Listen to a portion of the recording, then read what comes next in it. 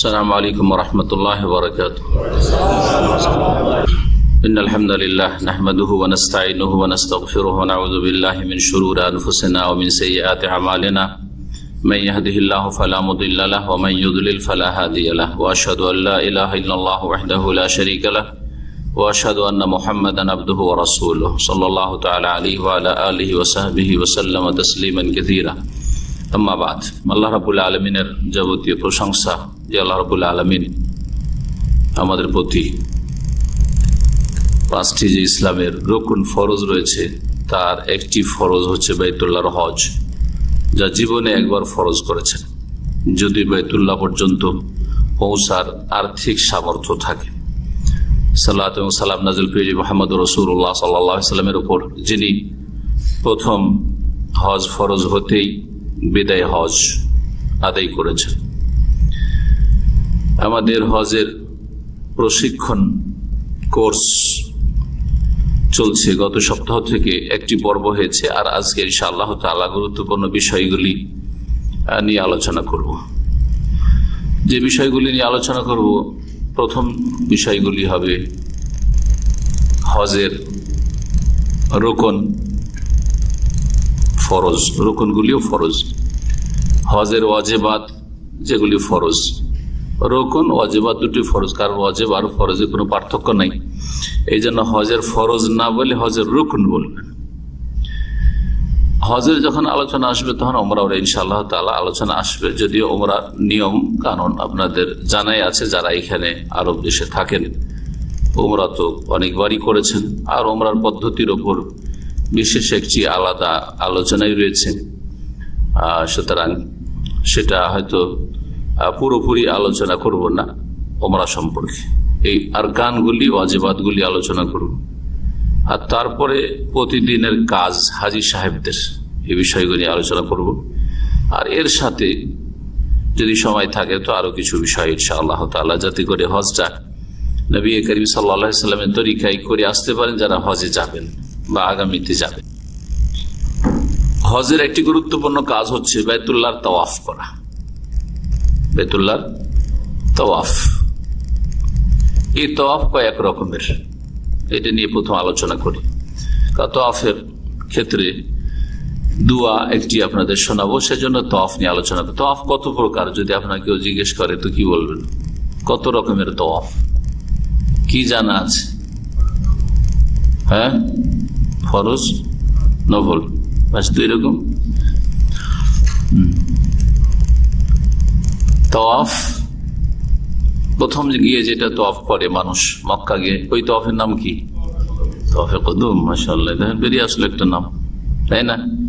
কদম, কদম থেকে কদম রাখা, পদার্পণ করা। তো প্রথম মক্কায় গিয়ে পদার্পণ করলেন, যে তাওয়াফটা প্রথম গিয়ে করে ওটা হচ্ছে তাওয়াফে কদম। সেটা যদি আপনার হজে তামাত্তু হয় তাহলে, বা যদি আপনার হজে তামাত্তু হয়, বিশেষ করে হজে তামাত্তু তো উমরা আলাদা, অথবা শুধু উমরা হয়, উমরা করতে গেছেন হজের সিজনে নয়, তাহলে এটা ফরজ না সুন্নাত? তখন ফরজ, কারণ উমরার এটি হচ্ছে ফরজ তাওয়াফ। আর হজে তামাত্তু করলেও সেপারেট যেহেতু উমরা হচ্ছে, সুতরাং সেটা হচ্ছে ফরজ বা রুকন, রুকন ফরজ। কিন্তু হজে ইফরাদে যাবেন, হজে ইফরাদে যাচ্ছেন, হজে কেরানে যাচ্ছেন, দুটো নিয়ত একসাথে, গত সপ্তাহে বলেছি, যদি হজে কেরান করে উমরা হজ দুটো একসাথে নিয়ে, আর হজে ইফরাদ মানে শুধু হজে নিয়তে গেছেন। তো এই ক্ষেত্রে তাওয়াফে কদম প্রথম মক্কা গিয়ে তাওয়াফ করা ফরজ না সুন্নাত নফল? ফরজ নাই, ফরজ নাই, কারণ হজের যেটি একটি তাওয়াফ ফরজ রয়েছে রুকন, সেটা হচ্ছে 10 তারিখে, 10 তারিখে। সুতরাং এই প্রথম যে তাওয়াফটি হবে সেটা হচ্ছে সুন্নাত, এটি হচ্ছে সুন্নাত। সুতরাং কেউ যদি সময়ের সংকীর্ণতার কারণে সরাসরি মেনাতে চলে যায়, এহরাম বেঁধে মিকাত থেকে, বা আরাফাতেও চলে যায়, তো হজ তার হয়ে যাবে। কি ছুটলো? তার একটা সুন্নত মুস্তাহাব কাজ ছুটলো, যেটা রুকন ফরজ নয় আর অজেব না। তাওয়াফ তাহলে তওয়াফে কুদুম হইল। আর হজের যে তওয়াফটি, সেই তওয়াফটি হচ্ছে তওয়াফে ফরজ, ফরজ তওয়াফ, রকন, যেটার নাম হচ্ছে গত সপ্তাহে বলেছি তওয়াফে 10 তারিখের তওয়াফের নাম কি? এফাদা। এফাদা নামটি যেহেতু হাদিসে আছে, তো আমাদের আরব দেশগুলিতে তওয়াফে এফাদাটার এই নামটাই খুব প্রসিদ্ধ আছে। আরবরা খুব সহজে তওয়াফে এফাদা বুঝে। এরকম আমাদের দেশে যারা সহি আকীদা আর কোরআন সুন্নাহ অনুসারী যারা, তারা এই নামটি সহজে বুঝে, কিন্তু মাযহাবধারীরা তওয়াফে এফাদা বুঝে না, ও তওয়াফে জিয়ারা বুঝে, ফিকহের টার্মটা বুঝে। সুবিধার নাম যাই বলেন, কিন্তু যেটা হাদিসে তওয়াফুল ইফাদা এসছে, এই নামটা জানা উচিত, বোঝা উচিত একজন মুসলিমকে, কোরআন সুন্নাহ অনুসারী। এই তওয়াফের নাম গত সপ্তাহে বলেছিল, এই তওয়াফটা হচ্ছে ফরজ তওয়াফ। এর নাম তওয়াফে ইফাদাই বলেন, আর জিয়ারা বলেন, তওয়াফে ফরজ বলেন, আর তওয়াফুল হজ বলেন। এই হচ্ছে হজের তওয়াফ, 10 তারিখে যে তওয়াফ। আর একটা তওয়াফ হচ্ছে যখন সর্বশেষ বিদায় হবে মক্কা থেকে, ওই তওয়াফের নাম কি? তওয়াফুল ওয়াদা বা তওয়াফুল ওয়াদা। ওয়াদাও ওয়াই ফাতা দিয়ে বলা যায়, ওয়াই কাসরা দিয়ে। তওয়াফুল ওয়াদা, ওয়াদা আল ওয়াদা মানে হচ্ছে বিদায় হওয়া, বাংলায় বিদায়, আরবিতে ওয়াদা বা ওয়াদা। এই জন্য নবী সাল্লাল্লাহু আলাইহি ওয়াসাল্লাম বিদায় হজকে হাজ্জাতুল ওয়াদা বা হাজ্জাতুল বেদা ওয়াদা। ওয়াদা তো ওয়াউজের ওয়ে হইলে, ওয়ে যেহেতু পড়ার ব্যবস্থা নেই বাংলাতে, তখন হজ্জাতুল বেদা আমাদের দেশের লোকেরা বলে না। তাহলে এই হজের হুকুম কি? না এই তওয়াফের, বিদায় তওয়াফের ওয়াজিব। এটা রুকন নয়, এটা হচ্ছে ওয়াজিব। জি হ্যাঁ, তাহলে আমাদের কাছে কি হয়ে গেল?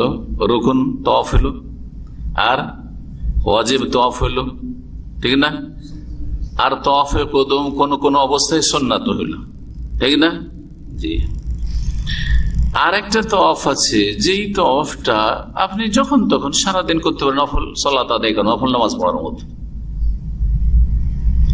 হাজী সাহেবেরা মক্কায় এসে আছেন, অত উমরা করতে গিয়েছেন, একটা উমরা করবেন, বেশি বেশি উমরা করা সুন্নতের খেলাফ কাজ। মক্কা থেকে বারবার একটা সফর একটা উমরা, এটি হচ্ছে সুন্নাত। সারাদিন আছেন বা 2-4 দিন আছেন, মাঝে মাঝে সকাল বিকাল তওয়াফ করছেন, এরকম তওয়াফ আছে না নেই? এই তওয়াফের নাম কি? হ্যাঁ, তওয়াফে নফল বা তওয়াফে তাতাওয়ু, নফল তওয়াফ। এটা হচ্ছে নফল তওয়াফ। তাহলে এই হচ্ছে সব টোটাল কি তওয়াফ।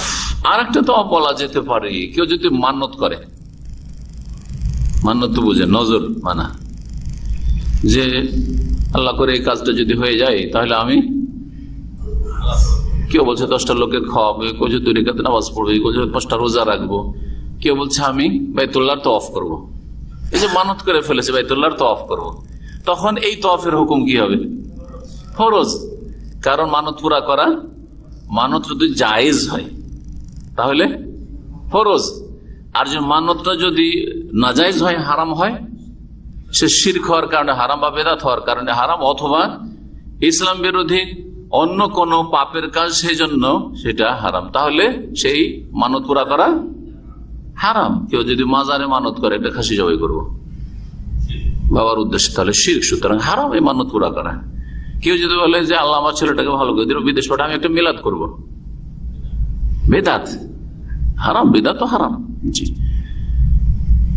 আর কেউ যদি বলে যে আমি তো ইলেকশনে পাশ করি, তাহলে গ্রামের সব লোককে মদ খাও, করছে নেতারা। জি হ্যাঁ, মদ খোরদেরকে মদ খাইয়ে ভোট নিচ্ছে, যে যেমন তাকে ওই সব খাওয়াইয়ে ভোট নিচ্ছে, ভোট খরিদ করা হচ্ছে আজকাল।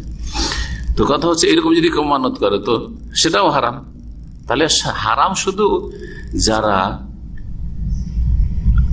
ফাসেকি কাজ করছে, শিরক বিদআত বাদ দিয়ে, মানে ধর্মের নামে নয়, এমনি দুনিয়াদারিতে হারাম কাজ করছে, সেটাই শুধু হারাম না, ধর্মের নামে বড় বড় হারাম কাজ হচ্ছে, আর সবচেয়ে বড় হারাম হচ্ছে শিরক।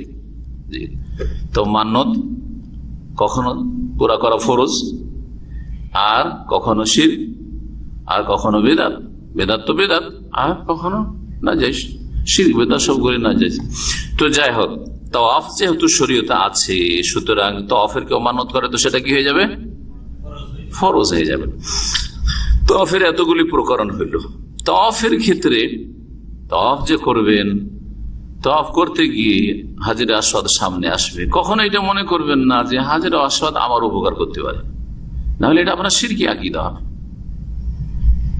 এই শিরক যাতে কোনো মুসলিমের অন্তরে না ঢুকে যায়, কারণ শয়তান শিরকে বেশি সাজিয়ে পেশ করে। সেই জন্য ওমর রাদিয়াল্লাহু তাআলা আনহু হাজরে আসওয়াদের কাছে গিয়ে সেই কালো পাথরকে সম্বোধন করে বলেছিলেন, কি বলেছিলেন? ইন্নী লা আলামু, আমি ভালো করে জানি, আন্নাকা হাজারুন, তুমি একটা পাথর, লা তানফা ওয়া লা তাদুর, তুমি উপকারও করতে পারো না, তুমি ক্ষতিও করতে পারো না, তুমি কিছুই করতে পারো না। এই পাথর, তোমার মধ্যে কোনো ক্ষমতা নেই কিছু করার। বোঝা গেছে কিনা? পাথরের মধ্যে পাথর হিসাবে কোনো ক্ষমতা নেই তার মধ্যে। লা তানফা ওয়া লা তাদুর, না লাভ হবে না লস। জি, ওয়ালা ওয়ালা আন্নী রাআইতু, তাহলে কেন চুমা দিব বা কেন ইশারা করবো চুমা না দিতে বললে, বের থাকলে? ওয়ালা ওয়ালা আন্নী রাআইতু রাসূলুল্লাহ কাব্বালাকা মা কাব্বালতু, যদি রাসূলুল্লাহ সাল্লাল্লাহু আলাইহি ওয়াসাল্লামকে চুমা দিতে না দেখতাম তো জীবনও চুমা দিতাম না। এই জন্য হাজরে আসওয়াদ ছাড়া কাবার কোন জায়গাকে চুমা দেবো না, বরং বিশ্বাস করবো যে অন্য কোন জায়গায় চুমা দিলেই গুনাহ, বেদাত। ঠিক আছে না? কারণ এই জায়গায় রাসূল চুমা দিয়েছেন, সেই জন্য চুমা দিলাম। তাহলে এখানে নেকি কি জন্য পাবো? হ্যাঁ, নেকির দিক থেকে লাভবান হবো, পাথর থেকে লাভবান হবো না। নবী সাল্লাল্লাহু আলাইহি ওয়াসাল্লামকে ফলো করার জন্য, নবী সাল্লাল্লাহু আলাইহি ওয়াসাল্লামের ইত্তেবা অনুসরণ করার জন্য। যখন তওয়াফ শুরু করবেন তখন একটি দোয়া আছে, যে দোয়াটি অধিকাংশ লোক জানেন না। কিন্তু তওয়াফ তো মেলাই করেছেন, করেন নাই? উমরা করেছেন, এই দোয়া জানা আছে? কোন দোয়া এখানে জানা আছে? যে এই দোয়াটি আলী রাদিয়াল্লাহু তাআলা আনহু থেকে এবং সাহাবী আব্দুল্লাহ বিন উমর রাদিয়াল্লাহু তাআলা আনহুমা থেকে প্রমাণিত, তারা এই আমলটা করতেন, দোয়াটি পড়তেন। আল্লাহুম্মা ঈমানান বিকা ওয়া তাসদীকান বিকিতাবিকা ওয়া ওয়াফাআন বিআহদিকা ওয়া ইত্তিবাআন লিসুন্নাতি নবিয়িকা মুহাম্মাদিন সাল্লাল্লাহু আলাইহি ওয়াসাল্লাম। হে আল্লাহ, তোমার প্রতি ঈমানের অবস্থায়, তোমার প্রতি বিশ্বাসী হয়ে, আর তোমার কিতাবের প্রতি বিশ্বাসী হয়ে, এবং তোমার সাথে যে ওয়াদা রয়েছে যে তোমার ইবাদত বন্দি করো, তোমার ওয়াদা পূরণ করার উদ্দেশ্যে, এবং তোমার নবী মুহাম্মদ সাল্লাল্লাহু আলাইহি সাল্লামের সুন্নতের অনুসরণের উদ্দেশ্যে আমি তওয়াফ করছি। জি, এই চারটি বাক্য রয়েছে এই দোয়ায়, বাইহাকিতে রয়েছে এই রিওয়ায়াতটি। জি, আর রুকনে ইয়ামানি আর হাজরে আসওয়াদের মাঝখানে এই একটা সাইডে বিশেষ একটি দোয়া রয়েছে, এটা জানা আছে আশা করি। সেটা হচ্ছে কোরআন কারীমের দোয়া, কি? রব্বানা আতিনা ফিদ দুনিয়া হাসানা ওয়া ফিল আখিরাতি হাসানা ওয়া কিনা আযাবান নার। এছাড়া যে কোনো দোয়া করতে পারে, এছাড়া যে কোনো দোয়া করতে পারেন। এখন আমরা শুরু করতে চেয়েছি হজ, ওমরা, রুকুন, ওয়াজিব, এইসব বিষয়গুলি সম্পর্কে। আচ্ছা, ওমরা তো করেছেন বা হজে তামাত্তু করলে প্রথম ওমরা করবেন, ওমরা আলাদা। হজে তামাত্তুতে যেমন ওমরা অন্য সময় করেন, সে ওই রকম পুরা ওমরার কাজ করবেন। মিকাত থেকে ইহরাম বেঁধে যেমন অন্য সময় ওমরা করেন, ঠিক সমস্ত কাজগুলো ওই রকমই করবেন, কোনো পার্থক্য নেই। এই হজে তামাত্তুর ওমরা আর অন্য সিজনের ওমরাতে একই রকম, এটা সেপারেট ওমরা। শুধু পার্থক্য যেটা হজ মৌসুমে হইল, হজের মাসগুলিতে হইল, আর এই ওমরার মাধ্যমে আপনি হজের তামাত্তু করনেওয়ালা হাজি হইলেন। তো এই ওমরারও কিছু ফরজ রুকুন রয়েছে। ওমরার মধ্যে যে কাজগুলি রয়েছে, কয়টি রুকুন এর মধ্যে? তিনটি। মাশাআল্লাহ। কি? ইহরাম বাঁধা, তাওয়াফ করা, সাই করা। জি, তিনটি হচ্ছে রুকুন ফরজ। এই তিনটি ছাড়া ওমরা তার কি কাজ আছে? আর কি কাজ আছে? মাথা মুন্ডন করা, এর হুকুম কি? ওয়াজিব। এটা ফরজ, রুকুন না, রুকুন না। এটা ওয়াজিব বলবেন কিন্তু রুকুন বলবেন না। মিকাত থেকে ইহরাম বাঁধা, ইহরাম বাঁধাটা রুকুন, কিন্তু মিকাত থেকে ইহরাম বাঁধা এটা ওয়াজিব।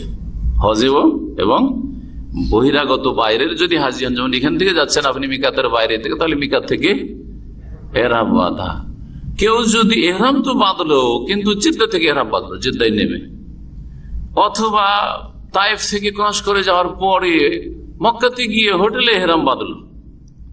মদিনা রাস্তা দিয়ে যাচ্ছে, মদিনা থেকে পার করে 200-300 কিলোমিটার যাওয়ার পরে কোথাও রাস্তায় এহরাম বাঁধলো। তাহলে কি রুকুন তো আদায় করলো, কারণ এহরাম অবস্থায় উমরাটা করলো, কিন্তু মিকাত থেকে এহরাম বাঁধলো না, সুতরাং ওয়াজিব ছুটে গেল বা ছেড়ে দিল। তাহলে 3-2-5টি উমরার কাজ বললাম, 3টি হচ্ছে রুকুন আর 2টি হচ্ছে ওয়াজিব। আর বাকি যে উমরায় কাজগুলি রয়েছে সবগুলি হচ্ছে সুন্নাত। গত সপ্তাহে বলেছি যে কোনো ইবাদত বন্দিগিতে এই 3 রকমের কাজ আছে: আরকান রুকুন সমূহ, ওয়াজিবাত ওয়াজিব সমূহ, আর না হলে সুন্নাত সুন্নাত সমূহ। বোঝা গেছে না? জি, আপনি সালাত থেকে শুরু করেন, সালাত 5 ওয়াক্ত নামাজ, কিছু রুকুন রয়েছে আর কিছু ওয়াজিব রয়েছে, আর বাকিগুলো সব সুন্নাত। ওই রকম হজের ক্ষেত্রে আরকান রয়েছে, ওয়াজিবাত রয়েছে আর সুন্নাত রয়েছে। উমরার ক্ষেত্রে আরকান রয়েছে, রুকুন হলো 3টি আর ওয়াজিব হলো 2টি উমরাতে, আর বাকিগুলি হলো সুন্নাত। তাহলে এখন হজের কথা বলি। হজের রুকুন কয়টি? 4টি। মাশাআল্লাহ, মনে হচ্ছে যে কোর্স করা আছে। হ্যাঁ, ঠিক। তো প্রথম রুকুন এহরাম করা, এহরাম করা। 2 নম্বর হচ্ছে আরাফা অবস্থান করা। যদি ধারাবাহিক এহরাম করলেন, এহরাম করে প্রথম যে কাজটি হবে সেটা হচ্ছে হজ হিসাবে, হজের যেহেতু করছি তো উমরা বাদ দেন, তাহলে আরাফাতে কি করা? অবস্থান করা। 3 নম্বরটা হচ্ছে বাইতুল্লাহর তওয়াফ ইফাদা বা জিয়ারা করা, যেটা 10 তারিখে করাতে হচ্ছে সুন্নাত উত্তম। কোন কারণবশত অসুস্থ, বৃদ্ধ, অচল, মেনাতে পাথর মেরে আর আসা সম্ভব না, আর আসলে আবার রাত্রে যেতে পারবে না, তো জাহেলের মতো আসলো আর এসে এখানে রাত কাটিয়ে দিল, আর মেনার ওয়াজিব ছাড়ো, এরকম না করে এই উত্তমটাকে ছেড়ে দিক যে এই দিনে আজকে আমি 10 তারিখে তওয়াফ করতে পারলাম না, মেনাতে থেকে যে পাথর টাথর মেরে আর কুরবানি সেরে মাথা মুন্ডন করে 11 তারিখে 12 তারিখে 13 তারিখ করে নেবো, কোনো অসুবিধা নেই। এতে কি হলো? সুন্নাত বা উত্তমটা ছুটলো, কিন্তু ওয়াজিব ছুটলো না।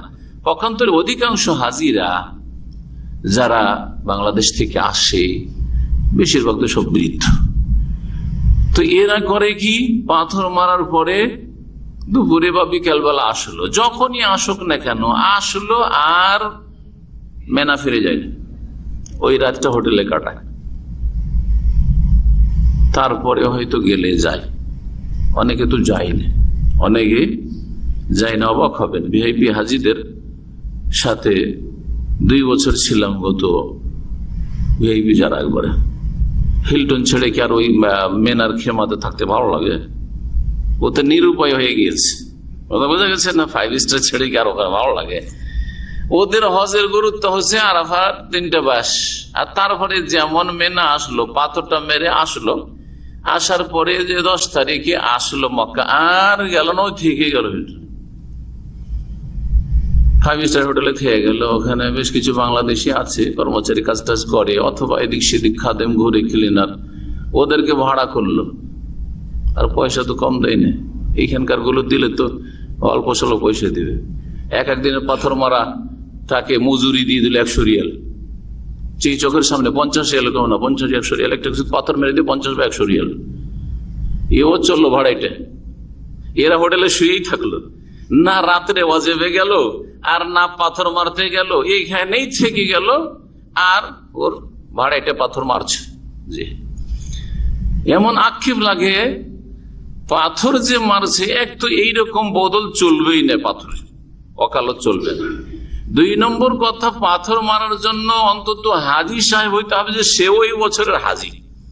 এরা মক্কার সব লেবার, কথা বলছে, এরা এই বছর হাজিও না, বাইরের লোক, বা সেটা একটা ইনকাম সোর্স। যেমন কিছু লোকের বদলি হজ ইনকাম সোর্স হয়ে গেছে আজকাল, বদল খুঁজে বেড়ায়, পড়াশোনা লোক বদল খুঁজে বেড়ায়, এদিক সেদিক কোথায় একটা কিছু পয়সা পাবো, ফ্রিতে একটা হজ করে দেবো, এই করে বেড়ায়। হারাম এই রুজি। ঠিক তেমনি এইরকম ওই যে ভাড়াটা পাথর মেরে রুজি রোজগার করে, এটা হারাম রুজি। হারাম রুজি শুধু সুদ আর ঘুষ নয়, এগুলো হচ্ছে ধর্মীয় হারাম রুজি, ধর্ম ব্যবসা। জি। 3 নম্বর তওয়াফে এফাজা করা। 4 নম্বর হচ্ছে সাফা মারওয়ার সাই করা। এই 4 নম্বর বিষয়টিতে কিছু ফুকাহাদের ইখতিলাফ আছে। হানাফি মাযহাবে এটাকে ফরজ রুকন মনে করা হয় না, এটাকে ওয়াজিব মনে করা হয়, যার ফলে এটার ক্ষেত্রেও খানিকটা অবহেলা আছে। জি, তো সঠিক মতে অধিকাংশ ওলামাদের কাছে সাফা মারওয়া সাইটা হচ্ছে রুকুন ফরজ, কারণ নবী কারীম সাল্লাল্লাহু আলাইহি ওয়াসাল্লাম একটি হাদিস রয়েছে তাতে নির্দেশ দিয়েছেন। তারপরে কোরআনে কারীমে এই সাইর কথা উল্লেখ করা হয়েছে, ইন্না সাফা ওয়াল মারওয়াতা মিন শাআইরিল্লাহ ফামান হাজ্জাল বাইতা আও ইতামারা ফালা জুনাহা আলাইহি আন ইয়াতাওয়াফা বিহিমা। এবং নবী কারীম সাল্লাল্লাহু আলাইহি ওয়াসাল্লাম সাহাবায়ে কখনো এই সাই ছাড়েননি, অথবা কারো সাই ছুটে গেছে দম দিয়ে ঘাটতি পূরণ করেননি। সুতরাং কি বোঝা যায় যে সাই করা হচ্ছে রুকুন। তো সঠিক মতে হজের রুকুন হচ্ছে 4টি। এই রুকুন ওয়াজিবগুলি শুনেন, আর রুকুন ওয়াজিবের পার্থক্য, হুকুমের দিক থেকে পার্থক্য। রুকুন যদি ছেড়ে দেয় বা ছুটে যায় তবু হজ হবে না, যতক্ষণ পর্যন্ত ওই রুকুন আদায় না করবে, আদায় করার সময় থাকলে। আর আদায় করার সময় যদি না থাকে তো ওই বছরের হজটা হলো না। যেমন আরাফায় অবস্থানের রুকুনটা আদায় করতে হবে কয় তারিখে? 9 তারিখের সারা দিনের মধ্যে, অথবা তারপরের রাতটা, মুজদালিফার রাতটাই ফজরের আগে আগে। এটা হচ্ছে সময় তার, এটার কোনো আর কাজা টাজার কোনো ব্যবস্থা নেই। সুতরাং কেউ যদি আরাফায় না যায়, মেনাতে থেকে গেল, হাসপাতালে থেকে গেল, আরাফাত হাসপাতালে অসুস্থদের নিয়ে যাওয়া হয়। সৌদি সরকার মাশাআল্লাহ এত সুন্দর ব্যবস্থা রেখেছে, কোনো হাজি যদি রুগী বেডও পড়ে থাকে হাসপাতালে, মেনার হাসপাতালে থাকে, মক্কার হাসপাতালে থাকে, আরাফার হাসপাতালে কয়েক ঘন্টার জন্য সেই দিন নিয়ে যাওয়া হয়, যাতে করে ওর হজটা হয়ে যায়। এই যে সার্ভিস গুলো রয়েছে ফ্রি, তাদের কাছ থেকে কোনো পয়সাও নেওয়া হয় না, হাজিদের কোনো পয়সা লাগে না। এগুলো মানুষ দেখে না ভালো নজরে, এইগুলির কোনো প্রশংসা করে না। জি হ্যাঁ, যারা নিমক হারাম তারা। তো আর যদি না নিয়ে যাওয়া হয় তাহলে হজ হবে না, হজ হবে না, ওই বছর হজ হইল না। জি, আল হাজ্জু আরাফা, কথা বুঝতে পারছেন না? কিন্তু তওয়াফে ইফাজা ধরেন 10 তারিখ আদায় করেনি, 11, 12, 13 কেউ করেনি, হয়তো পরে করে নিতে পারবে, ওখানে আছে তো ব্যবস্থা আছে। সাফা মারওয়া সাই করেনি, পরে করে নিতে পারবে, ঠিক না? রুকুন আর ওয়াজিব পার্থক্য। রুকুন যদি ছেড়ে দেয় বা ছুটে যায় আর সেটা পুরা করা সম্ভব না হয় বা পুরা না করে তাহলে হজ হবে না। পক্ষান্তরে ওয়াজিব যদি ছুটে যায় বা ছেড়ে দিয়ে থাকে তাহলে ইচ্ছা করে ছেড়ে দিলে গুনাহগার হইলেও তার ঘাটতি পূরণের ব্যবস্থা আছে। সেটা হচ্ছে দম দেওয়া। দম দেওয়া মানে, দম মানে রক্ত, রক্ত আল্লাহ সন্তুষ্টিতে প্রবাহিত করা। সেটা মক্কায় হইতে হবে, হারামের এরিয়ার মধ্যে, আর সেটা মক্কার ফকির মিসকিনের মাঝে ওই গোশত বিতরণ করতে হবে। সেটা একটা কুরবানি জবাই করতে হবে। এটা হচ্ছে দামে জবরে নোকসান, একটা হচ্ছে দামে শুকুর, আর এটা হচ্ছে দম মানে কুরবানি হচ্ছে 2 রকম। হাজিদের কুরবানি হচ্ছে 2 রকম, যেটা অনেকে বুঝে না। একটা হচ্ছে হজে তামাত্তু করলেন, সেই জন্য আপনার উপর কুরবানি কি হলো? ওয়াজিব হলো। হজে কেরান করলেন, সেই জন্য কুরবানি ওয়াজিব হলো। এই কুরবানি কিসের জন্য? ঘাটতি পূরণের জন্য না, এটা দামে জবরে নোকসান না, এটা হচ্ছে দামে শুকুর, শুকরানা দাম। যে আলহামদুলিল্লাহ আমি হজের মৌসুমে উমরাটাও করলাম, হজে তামাত্তুর মাধ্যমে বা কেরানের মাধ্যমে, সুতরাং আমি শুকরানা কি করছি? একটা কুরবানি হাদি জবাই করছি, এটা শুকরিয়ার কুরবানি হাদিটা। পক্ষান্তরে যেটা ওয়াজিব ছুটে গেছে সেই জন্য দম দিতে হলো, সেটা দামে জবরে নোকসান। নোকসান মানে ঘাটতি, ঘাট, আর জবর মানে পূর্ণ করা, ঘাটতি পূরণের দম।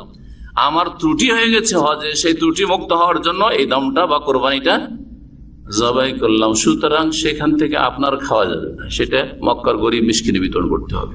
2 গোশতে পার্থক্য শুনেন। যদি দমের কুরবানি হয় তো শুধু মক্কার গরিব মিসকিনরা খাবে, আপনি খাবেন না, আপনার পরিবার খাবে না। পক্ষান্তরে হাদির যদি কুরবানি হয় তো উত্তম হচ্ছে আপনিও কিছু খান, আর মক্কার লোকদেরকে, গরিবকেও খাওয়ান, আমিরকেও খাওয়ান, সবাইকে, মক্কায় যে আছে তাকেই খাওয়ান। অথবা ওইখান থেকে আপনি দামাম পাঠিয়ে দেন, দেশে পাঠিয়ে দেন, সারা দুনিয়াতে মুসলিম বিশ্বে পাঠানো হচ্ছে, খাক সারা বিশ্বের মুসলিমরা। কিন্তু জবাইটা কোথায় হইতে হবে?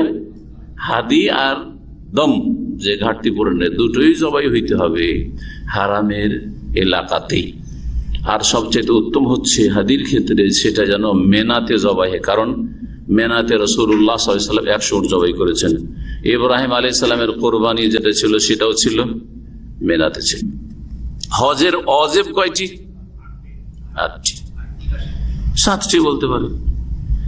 সমস্ত হাজি যদি আপনি সমস্ত রকমের হাজিদের বলেন তাহলে 6টিও বলা যেতে পারে। সুতরাং কোন কিতাবে যদি 6টি লেখা থাকে সেটাও ভুল নেই, সব হাজিদের ক্ষেত্রে বলা হয়েছে। কিছু কিছু হাজি আছে তাদের উপরে 6টি আছে, 7টি নেই, কিন্তু অধিকাংশ হাজিদের ক্ষেত্রে 7টি হচ্ছে ওয়াজিব। আবার আর একটা ওয়াজিব আছে, সেটা যদি এতে অ্যাড করা হয় তাহলে 8টা হয়ে যায়। এটা হয়ে যায় 8টি হয়ে যায়। এখন দেখুন, প্রথম ওয়াজিব হচ্ছে শুরু থেকে শুরু করে দেবেন। প্রথম আমরা শুরু করেছিলাম আর আমল শুরু করে তাই এহরাম দিয়ে, তাই না? এহরাম বাঁধা হচ্ছে কি না? এহরাম বাঁধা রুকন ফরজ, আর মিকাত থেকে এহরাম করা বাইরের লোকের জন্য ওয়াজিব। তাহলে আল ইহরাম মিনাল মিকাত, 1 নম্বর হচ্ছে মিকাত থেকে এহরাম করা, এটা হচ্ছে প্রথম ওয়াজিব। যদি কেউ মিকাতে এহরাম না বেঁধে ভিতরে গিয়ে এহরাম বাঁধে তাহলে হজ তো হয়ে যাবে, ফরজ তো আদায় হয়েছে, এহরাম করেছে, কিন্তু ওয়াজিব ছুটেছে, সেই জন্য ঘাটতি পূরণে কি করতে হবে? দাম দিতে হবে। 2 নম্বর হচ্ছে আরাফায় অবস্থান করা সূর্য ডুবা পর্যন্ত। এমনি আরাফায় অবস্থান করা কি রুকন ফরজ, কিন্তু সূর্য ডুবিয়ে দেওয়া আরাফাতে তারপরে বের হওয়া এটা হচ্ছে ওয়াজিব। সুতরাং কেউ যদি জোহর থেকে নিয়ে মাগরিবে 10 মিনিট আগ পর্যন্ত থাকলো আর তারপরে সূর্য ডুবার আগেই আরাফার বর্ডার থেকে বাইরে বেরিয়ে গেল, বিশেষ করে যারা কিনারায় থাকে আর তাড়াহুড়া করে আর ভিড় ভাড়ের ভয়ে এই পালা, থামিয়ে পারানো যায় না, থামিয়েও থামে না এরা। কয়েকবার সরকারি ভাবে যে এখানে ওয়াজারাতুশ শুউনুল ইসলামিয়া ধর্ম মন্ত্রণালয় আছে, ওতে আমরা হজ মৌসুমে কাজ করেছি। তো আরাফার দিনে যেতে হয়, যাওয়ার পরে লোকজনকে বুঝাইতে হয়। আর ওই যে বর্ডার আছে, বর্ডার গুলোতে সব বিভিন্ন ভাষার দায়ীরা গিয়ে লোকজনকে বুঝায় যে খবরদার বের হবেন না মাগরিবের, এখানে বিশেষ করে এটা খুব মানে মানে কড়া ভাবে ডিউটিটা করা হয় যাতে করে হজটা খারাপ না হয় হাজিদের। সুবহানাল্লাহ। তো কয়েক বছর মধ্যে 1 বছর বা 2 বছর আমি এরকম গিয়েছি ওই বর্ডারে। আল্লাহু আকবার, হাজার হাজার লোক। আসর পর থেকে যে স্রোত বইতে শুরু হয়েছে ও আগে যাওয়ার জন্য, মাগরিবের 10 মিনিট আগেও না। যেখানে মাগরিবের 10-5 মিনিট আগেও যদি বর্ডার দিয়ে বেরিয়ে তবুও তার কি আদায় হলো না? ওয়াজিব আদায় হলো না, ওয়াজিব ছুটে গেল। সেখানে আসর পর থেকে শুরু হয়েছে, সব হয়ে গেল, আরাফা শেষ, জোহর আসর পড়া হয়ে গেছে, দোয়াটাও করা হয়ে গেছে, এখন টান দিয়েছে সব। অজ্ঞতার কারণে মানুষ কত যে ভুল করেছে আর হজ খারাপ করছে। নিষেধ করলেও মানতে চাই, ভিড়ের ভয়ে অনেকে মানতে চায় না, অনেকে আগেই চলে যাবে, ভালো জায়গায় গিয়ে বসবে এতে মুজদলিফা, জি চলে যাচ্ছে সব, বল ওয়াজিব ছুটে গেল। সূর্য ডুবিয়ে দিতে হবে কোথায়? আরাফা। অনেক সময় সূর্য ডুবার আগে আপনাকে তাঁবু থেকে বের করে দেয় মোয়াল্লেমরা এখানকার, কিন্তু বর্ডার থেকে যদি না বেরিয়ে যান অসুবিধা নেই, বেরিয়ে গিয়ে হয়তো বাসের কাছে যেতে যেতে সূর্য ডুবে গেল, অথবা বাসে বসে গেছেন, বাস চলতে লেগেছে কিন্তু ভিড়ের মধ্যে বাস অন্ধকার হয়ে গেল, আরাফার ভিতরে আছে, বাসে বসে বসে অসুবিধা নেই, বাসে বসে বসে যতক্ষণ সূর্য ডুবেনি দোয়া করতে থাকে, কোনো ক্ষতি নেই। তো অনেকে আবার ওখানে ভয়ে তাঁবু থেকে বেরোতে চাই না, বাস ছুটে যাবে তোমাদের, তাড়াতাড়ি বেরো, তাড়াতাড়ি বেরো, তারপর বেরোতে চান না, সূর্য ডুবেনি ক্ষীমা থেকে বেরোবো না, না না ওইটাও ভুল, অসুবিধা না, বেরিয়ে যান। যদি দেখেন যে বাস বর্ডার লেখা আছে এন্ড আরাফা, আরাফা শেষ আর বেরিয়ে চলে যাচ্ছে, তখন বলে থামো, ড্রাইভারকে বলেন না এখান থেকে আর বেরোতে দিবেও না। পুলিশ এত পাহারা দেয় যে কোনো একটা গাড়ি বেরোতে দিবে না সূর্য ডুবার আগে, কিন্তু পায়ে হাঁটার লোককে তার থামানো যায় না, পুলিশ পাহারা দিয়ে পায়ে হাঁটে ওই তো মেন রাস্তাগুলি বিভিন্ন জায়গায় দিয়ে বেরিয়ে চলে যাচ্ছে, কোথায় রোকবে, পারা যায় না, সব দেখেছি, কিন্তু গাড়ি যেতে দেয় না সূর্য ডোবা পর্যন্ত। যাই হোক, 3 নম্বর মুজদালিফায় রাত্রি যাপন করা, একবারে ভোর ফর্সা হওয়া পর্যন্ত, সূর্য ডুবার আগে, সূর্য ওঠার আগে আগে বেরিয়ে যাবেন, সূর্য ওঠার আগে আগে বেরিয়ে যাবেন, এটি সুন্নত। একমাত্র দুর্বলরা, অসুস্থরা, বৃদ্ধরা অথবা নারীরা অর্ধেক রাত পরে বেরিয়ে যায়। এক কথায় রাত্রি কাটানো মুজদালিফায় কোন রাত্রি? 10 তারিখের রাত, মানে 9 তারিখের পরে আরাফার পরে যে রাতটি, 10 তারিখের রাতটি। 4 নম্বর হচ্ছে,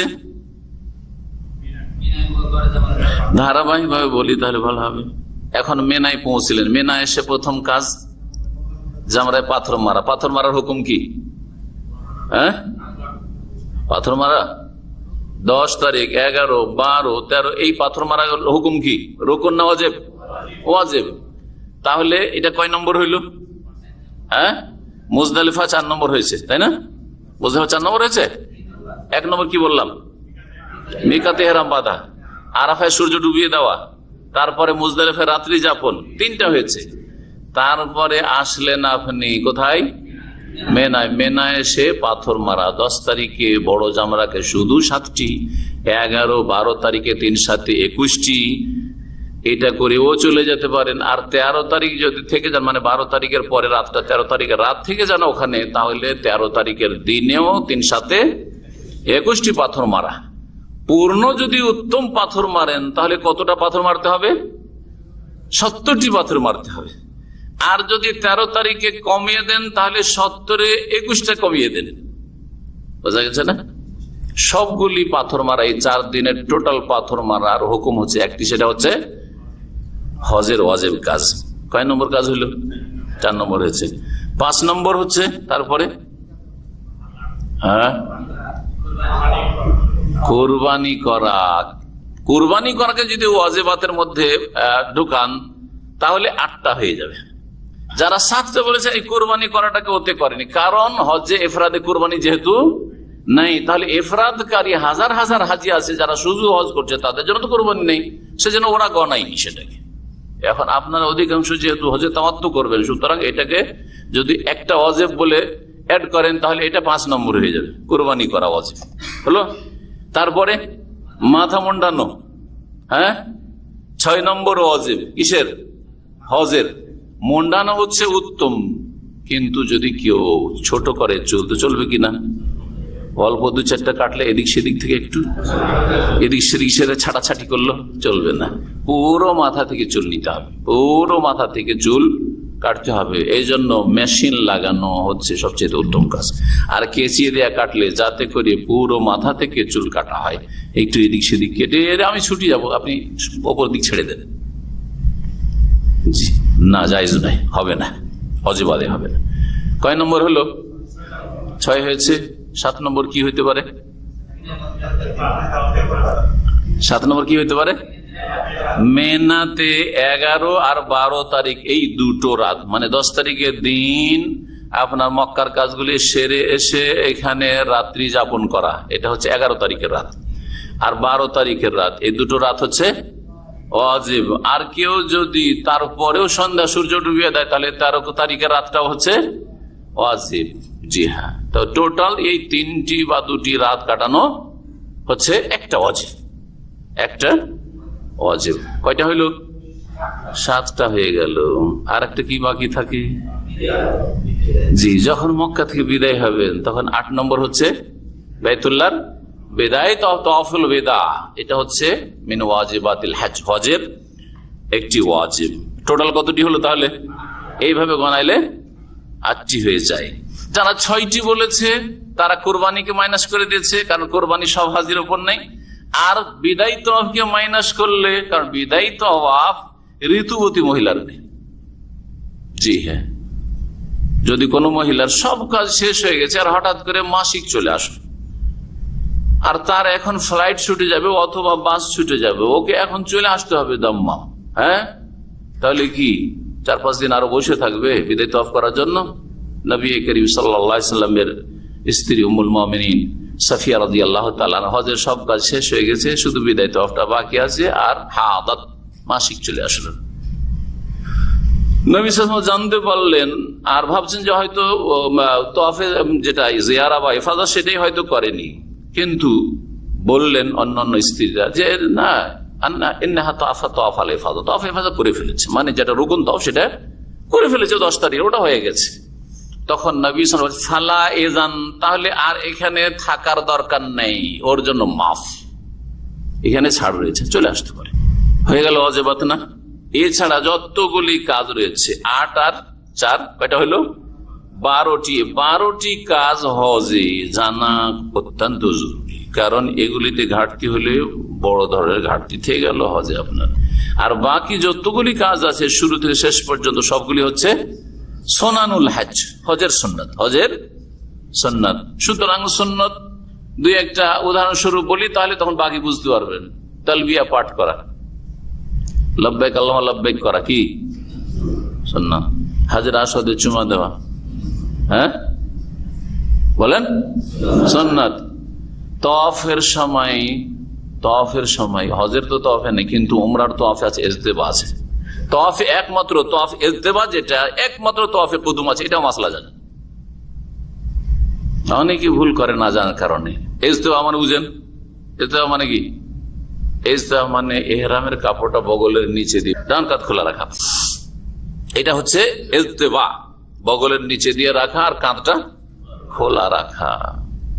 এক শ্রেণীর মানুষ আছে ওই তওয়াফের যে নফল নামাজ পড়ে তখনও খোলা থাকে কাঁধ, অথচ কাঁধ খোলা এভাবে নামাজ নিষেধ আছে। নামাজ হবে কিনা সন্দেহ কাঁধ খোলা থাকলে, কারণ নিষেধ আছে, নবী কারীম নিষেধ করেছে কাঁধ খুলে নামাজ আদায় করবে না। এই জন্য আমরা সেন্টু গেঞ্জি পরে নামাজ পড়তে নিষেধ করি, কিন্তু হাফ গেঞ্জি থাকলে কোনো অসুবিধা নেই। আর যারা বলে হাফ গেঞ্জি পরলেও মাকরুহ হবে সালাত, এটা মন গড়া ফতোয়া, এটা দেশি ফতোয়া আবার আছে না, যে হাফ শার্ট বা হাফ গেঞ্জি হলে নাকি মাকরুহ হয়ে যাবে, এটা ভুল ফতোয়া। হাজিরে তারপরে রুকনে হাজে আসওয়াদের মাঝখানে রব্বানা আতিনা ফিদ দুনিয়া পড়া, হ্যাঁ সুন্নাত। সাফাতে যখন চড়বে তো ইন্না সাফা ওয়াল মারওয়াতা মিন শাআইরিল্লাহ, প্রথমবার এই আয়াতটি পড়া, প্রথমবার শুধু, কিন্তু আল্লাহ বলেছে। আর তারপরে এই সাফাতে মারওয়াতে যতবার আসবেন তখন কালেমা তাওহীদ পড়া, লা ইলাহা ইল্লাল্লাহু ওয়াহদাহু লা শারীকা লাহু লাহুল মুলকু ওয়া লাহুল হামদু ওয়া হুয়া আলা কুল্লি শাইইন কাদির, কি সুন্নাত। আর একটি দোয়া রয়েছে, লা ইলাহা ইল্লাল্লাহু ওয়াহদাহু আনজাযা ওয়া'দাহু ওয়া নাসারা আবদাহু ওয়া হাযামাল আহযাবা ওয়াহদাহু, এই দোয়া পড়া সুন্নাত, ঠিক না? তারপর ওই নিচু জায়গায় যেখানে সবুজ বাতি, এখন তার নিচু বোঝা যায় না, কিন্তু ওই জায়গাটি সবচেয়ে নিচু জায়গা ছিল, যেখানে হাজার রাদিয়াল্লাহু তাআলা আনহা ইব্রাহিম খলিলুল্লাহর স্ত্রী ইসমাইল আলাইহিস সালামের মা দৌড় দিয়েছিলেন, সেই জন্য দৌড়টাকে আল্লাহ রেখে দিয়েছেন হজে। ওই জায়গাটাই দৌড় দেওয়া, সবুজ বাতি যে রয়েছে ওই জায়গাটুকুতে, এটা কি সুন্নাত, তাই না? এইভাবে যতগুলি কাজ সেগুলি হচ্ছে সুন্নাত। 8 তারিখে মিনায় অবস্থান করা, 9 তারিখের আরাফার কথা বললাম, 10 তারিখের মুজদালিফার কথা বললাম, এগুলো কি বললাম? রুকন নাই ওয়াজিব বললাম, তাই না? মিনার কথা তো বলিনি। মিনায় তাহলে 8 তারিখে থাকা কি সুন্নাত। 8 তারিখে জোহর থেকে শুরু করে ফজর পর্যন্ত 5 ওয়াক্ত নামাজ পড়ার, ওখানে রাত কাটানো 8 তারিখের পর 9 তারিখের রাত্রি, এটা হচ্ছে সুন্নাত। তারপরে এখানে সূর্য উঠিয়ে দিয়ে আরাফার জন্য বিদায় হওয়া, নবী সাল্লাল্লাহু আলাইহি ওয়াসাল্লাম সূর্য ওঠার পরে বিদায় হচ্ছে, এটা হচ্ছে সুন্নাত। কিন্তু আপনার যদি হজের হামলা, হজের কাফেলা বলে না না অনেক ভিড় হয়ে যাবে, সূর্য আজকাল একবার রাত্রে নিয়ে চলে যায়, নিয়ে যাবে কিন্তু আপনাদের, তখন আপনি মুশকিলে পড়ুন। আরে আমি তো পড়েছি যে না না না একবার ফজর পড়ে যেতে হবে, আর ফজর নিয়ে গিয়ে আরাফায় পড়াচ্ছে। কি ছুটলো আপনার? ফরজ ওয়াজিব ছুটেনি, রুকন ওয়াজিব ছুটে, কি ছুটেছে? সুন্নতটা ছুটলো বৃহৎ স্বার্থে, সেটা ভিড় থেকে আপনাকে বাঁচানোর জন্য, তাড়াতাড়ি পৌঁছে দেওয়ার জন্য। অনেক সময় ভিড়ে ফেসে গিয়ে জোহর হয়ে যাচ্ছে, আরাফায় ঢোকা যায় না, হেঁটে হেঁটে ঢুকেছি। এই 29-30 বছরের মধ্যে এমন 1-2 বছর হয়েছে, এমন ভাষা ফেসেছি, দিন 10:30 11টা হয়ে যাচ্ছে, আরাফায় ঢুকাইতেই পারছে না, এমন জ্যামে পড়ে গেছে। বাস ফাস ছেড়ে দিয়ে যে যা পারলো কমপক্ষে ঢুকে যা, কখন ঢুকে কোনো ঠিক নেই, জোর হয়ে যাবে রাস্তা দিয়ে হইতে, ঠিক না? এইরকমই মুজদালিফা আসতে এরকম হয়েছে, ফজর হয়ে যায় মনে হয় ঢুকাই যাবে না, বাস ছেড়ে দিয়ে যে যা পারলো কোন রকম করে মুজদালিফায় রাতের কিছুক্ষণ তো ঢুকে যায়। তাহলে আরকানুল হজ ওয়াজিবাতুল হজ হয়ে গেল, সময় যথেষ্ট হয়ে গেছে। এখন বলবো যে হজের কাজগুলি কখন শুরু হয়। আপনারা যারা হজে তামাত্তুতে যাবেন, প্রথম মিকাত থেকে ইহরাম বাঁধবেন, আর কি করবেন? ওমরা করবেন। এখানে অন্তরে নিয়ত করতে হবে, নিয়ত পড়া নেই, কিন্তু নিয়ত পড়া নেই। এক শ্রেণীর বিদআত প্রেমিক হুজুরেরা বলে যে হজের ক্ষেত্রে নিয়ত পড়া আছে, এটা আর একটা ধোঁকাবাজি তাদের, অথবা অজ্ঞতা। হয় জেনে শুনে ধোকা দেয় মানুষকে নিয়ত পড়ার বেদাতটিকে হালকা করার জন্য, আর না হইলে ওর জেহালতের অজ্ঞতার কারণে বলে যে হজের ক্ষেত্রে উমরার ক্ষেত্রে নিয়ত পড়া আছে। বলে না বলে, কিন্তু কিছু বিদাত থেকে উঠে এসছে। এখনো বিদাতি আলেমদের সাথে ওদের ওই মাদ্রাসার হুজুরদের সাথে মহব্বত আছে, ওই তরিকা ওয়ালাদের সাথে মযহাবধারী মোল্লাদের সাথে মহব্বত আছে, ওইটা এইগুলোতে বোঝা যায়।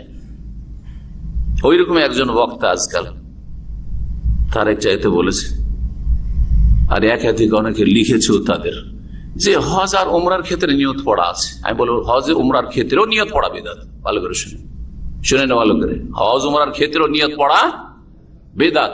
অর্থাৎ কেউ যদি বলে যে আল্লাহুম্মা ইন্নী নাওয়াইতুল উমরাতা, হে আল্লাহ আমি উমরাত নিয়ত করছি, নাওয়াইতু বলে, তাহলে এটা বেদাত। এটা হলো নিয়ত পড়া। আল্লাহুম্মা ইন্নী নাওয়াইতুল হাজ্জা বা নাওয়াইতু হাজ্জাত তামাত্তু, নাওয়াইতু হাজ্জাল কিরানে, নাওয়াইতু হাজ্জাল ইফরাদে, আল্লাহ আমি হজে ইফরাদ, হজে তামাত্তু, হজে কিরানে নিয়ত করছি, তো এটা হচ্ছে বেদাত। এইরকম শব্দ দিয়ে কোথাও হাদিসে নেই। তাহলে হাদিসে পড়া আছে, সেটা নিয়ত পড়া নাই, সেটা তালবিয়া সে শুরু করছেন, ইহরাম শুরু করছেন অন্তরে নিয়ত করে, তখন তিন রকমের যে হজ রয়েছে, হজে তামাত্তু, কিরান, ইফরাদ, এটাকে বলেছেন তাইনুন নিয়্যাহ। আপনার নিয়ত অন্তরে হয়েছে, আপনি সেটাকে সুনির্দিষ্ট করছেন, এই মর্মে উচ্চারণ করা রয়েছে, কিন্তু নিয়ত উচ্চারণ না, তালবিয়া উচ্চারণ করা। এর জন্য শব্দটা কি রয়েছে? লব্বাইক আল্লাহুম্মা উমরাতান, হে আল্লাহ আমি উমরার জন্য হাজির। নাওয়াই তো উমরা নাই, কি আছে? লব্বাইক উমরাতান। দেখেন পার্থক্য হয়ে গেল না? লব্বাইকটা নিয়ত পড়া হইলো, কেন কানা কাহাই করে দেখাচ্ছ? হয় জেনে শুনে দেখাচ্ছ, বেদাতের সাথে মহব্বত আছে, আর না হলে জেহালতের কারণে মানুষকে ভুল শিখাচ্ছ যে হজ উমরার ক্ষেত্রে নিয়ত পড়া আছে। কথা বুঝতেছেন? বুঝছেন না? বুঝে ভালো করে বলছে, আমাদের দেশের আলেম সমাজ বা জনগণ যে নিয়ত পড়ে নামাজে বা রোজাতে, ওইটি হজ উমরাতে নিয়তটা আছে যে পড়া, ওখান থেকে কিয়াস করে কিভাবে কোথায় নিয়ে যায় দেখেন। এইভাবে ধোকা দেয় মানুষকে, যে যেহেতু হজ উমরাতে নিয়ত পড়া আছে, ওর উপরে কিয়াস করে নামাজে আর রোজাতে তখন আমাদের দেশের লোক কি করে, নাওয়াইতু নাসরিল্লাহি তাআলা, নাওয়াইতু আনাসুমা গাদান, সব পড়ে না। সবগুলি বিদআত, সবগুলি বেদাত। বললাম যে হয় এইসব মোল্লাগুলো একটু সহিহ আকীদা বলে ধোকা দেয়, আর কিছু নতুন নতুন হেদায়েতওয়ালা দু চারটি ভালো কথা শুনলে এই সহিহ আকীদার, এই তো আলেম, এই সহিহ আকীদার হুজুর বলে না, এরা সহিহ আকীদার না, এরা বদ আকীদার হুজুর। এরা বেশি গুমরাহ করে তাদের অজ্ঞতার কারণে, অথবা তাদের ওই যে বেদাতের একটা মহব্বত আছে, বেদাতি ফ্যাক্টরিতে পড়ে এসছে, কি করে একেবারে উচ্ছেদ করে দেয়, ওখান থেকে একেবারে কি করে বিচ্ছিন্ন হয়ে যায়, না হতে পারছে না, একটা মহব্বত আছে। হ্যাঁ, লব্বাইক উমরাতান যদি উমরা করেন, হজে ইফরাদ করছেন লব্বাইক হাজ্জান, যদি হজ উমরা একসাথে কিরানের নিয়ত করেন তাহলে কি বলবেন? অন্তরে নিয়ত করে, নিয়ত অন্তরে কলবে, কিন্তু মুখে কি বলবেন? লব্বাইক হ্যাঁ উমরাতান ওয়া হাজ্জান, একসাথে যেহেতু দুটো নিয়ত কিরানে, লব্বাইক উমরাতান ওয়া হাজ্জান। কোন কোন ওলামারা বলেছেন যে যেহেতু হজের সফরে যাচ্ছেন আর হজে তামাত্তুই করবেন, সেপারেট উমরা করবেন, এখানে এইভাবে বললে বেশি ভালো। তারা বলছে লব্বাইক হ্যাঁ উমরাতান মুতামাত্তিআন বিহা ইলাল হজ্জ, লব্বাইক উমরাতান মুতামাত্তিআন বিহা ইলাল হজ্জ, হে আল্লাহ উমরার জন্য হাজির হয়েছি, মুতামাত্তিআন বিহা ইলাল হজ্জ, তা দিয়ে আমি হজে তামাত্তু করব। মানে এটা উমরা করছি, কিন্তু এরপরে 8 তারিখে আমি হজের ইহরাম বাঁধবো, এই উমরা দিয়ে আমি হজে তামাত্তু করব। বুঝলেন না?